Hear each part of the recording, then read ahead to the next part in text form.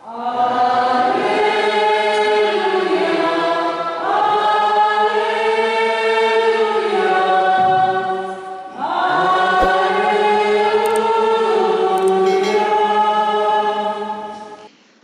Ibu, Saudara-saudari yang saya kasihi, dalam nama Tuhan kita Yesus Kristus, mendengar Injil pada hari ini tentang kerajaan Allah. Ada misteri kerajaan Allah yang diungkapkan dalam bahasa Latin, Mysterium Tremendum et Fascinosum. Apa yang mau disampaikan dengan ungkapan ini? Ialah bahwa Allah itu menakutkan. Allah itu dahsyat. Ya. Tetapi sekaligus menarik manusia untuk dekat padanya.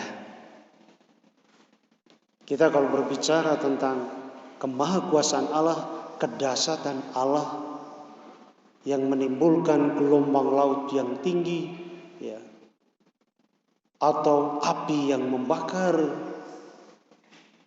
menggoncangkan bumi dan langit,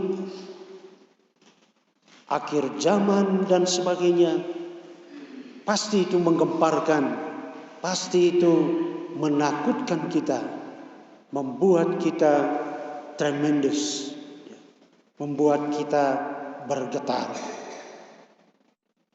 Tetapi Allah itu juga sekaligus menarik, ya, dengan kelemah lembutannya, dengan penuh cinta kasih. Dan itu yang membuat kita datang kepadanya dan menyerahkan diri kepadanya. Dulu ketika menjadi pembina para frater, saya tertarik dengan pengalaman-pengalaman, ya, para frater yang kemudian memutuskan untuk menjadi imam. Paling tidak ada satu yang saya kenal. Dia ini Chinese, berasal dari keluarga berada, keluarga orang kaya. Ketika tamat SMA, dia mengikuti camping rohani, ya, di Bandung. Dia mengikuti camping rohani. Camping rohani itu biasanya dilaksanakan selama 5 hari. Karena anak muda, maka banyak hura-huranya. Tapi bukan cuma hura-hura. Ada juga kesempatan untuk doa Yesus, ada juga kesempatan untuk meditasi, Lectio Divina, ada kesempatan juga untuk adorasi. Dan pada saat melakukan atau mengikuti semuanya itu, dia kemudian begitu terharu, ya, begitu tertarik dengan hal-hal rohani, dan dia mengikutinya begitu kusuk, ya. Sampai pada akhirnya ketika ditanyakan, apakah ada dari antara kalian yang mau mengikuti panggilan Tuhan untuk menjadi imam atau untuk menjadi suster? Ada beberapa yang langsung mendaftarkan diri, termasuk anak muda ini. Dan dia kemudian melepaskan semua apa yang menjadi warisan orang tuanya, ya. Lalu kemudian menjadi frater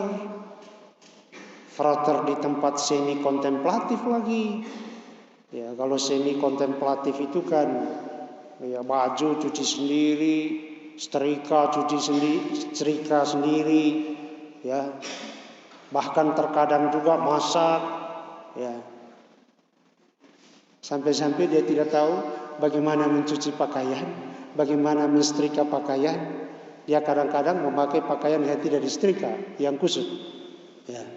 Karena memang di keluarganya tidak biasa melakukan pekerjaan-pekerjaan itu, ada banyak pembantu di sana. Tapi yang saya mau katakan ialah bagaimana ketertarikan Allah itu, ya, mysterium tremendum et fascinosum tadi, yang membuat dia melepaskan segala sesuatu yang enak, yang nikmat dalam kehidupan dunia ini, lalu mengikuti jalan panggilan Tuhan. Dia kemudian ditabiskan menjadi imam. Tapi sebenarnya Bapak Ibu Saudara-saudari yang terkasih, di dalam sejarah gereja Katolik, ya, hal itu bukanlah yang baru. Kita sebut saja, ya, Santo Fransiskus dari Assisi, ya. Kita sebut saja Santa Clara, atau juga dari kongregasi-kongregasi lain, ya, yang melakukan tindakan heroik, ya, melepaskan segala sesuatu, lalu kemudian, ya, mengikuti jalan panggilan Tuhan. Bapak Ibu Saudara-saudari yang terkasih, itulah yang disampaikan di dalam bacaan Injil tadi. Ya. Ketika seseorang menemukan harta terpendam di ladang itu, lalu kemudian dia menjual segala sesuatu, lalu dia membeli ladang itu. Ini tentu konteks perumpamaan. Tentu kerajaan Allah kita tidak bisa beli. Ya, untuk masuk frater Anda tidak bisa sogo, tidak perlu sogo. Mau masuk suster juga tidak perlu sogo. Ya, ini karena perumpamaan, ya, yang disampaikan oleh Yesus. Demikian juga seorang yang kemudian menemukan mutiara yang indah, lalu dia menjual segala sesuatu, lalu memperoleh mutiara yang indah itu. Dia meninggalkan segala sesuatu, lalu hanya menemukan dan memiliki mutiara yang indah itu. Bapak Ibu Saudara-saudari yang terkasih, apa makna perumpamaan ini bagi kita sekalian? Tentu kita tidak mesti seperti frater yang saya ceritakan tadi, yang kemudian menjadi imam, atau seperti suster, atau seperti Santo Fransiskus Assisi tadi. Tetapi tindakan-tindakan mereka ini yang mengajak kita sekalian supaya dalam kehidupan kita punya waktu untuk Tuhan. Kita punya kerinduan untuk dekat dengan Tuhan di dalam doa-doa pribadi kita, di dalam devosi-devosi pribadi kita, dan terutama di dalam Ekaristi Kudus, di mana kita dipersatukan secara mesra dengan Kristus ketika kita menerima tubuh Kristus. Kemarin, ya, sebelum ada kelonggaran seperti sekarang karena pandemi COVID-19 ini, di mana tidak ada misa di gereja, hanya ada live streaming, banyak sekali curahan hati di media sosial, di mana mereka rindu untuk menerima komuni kudus.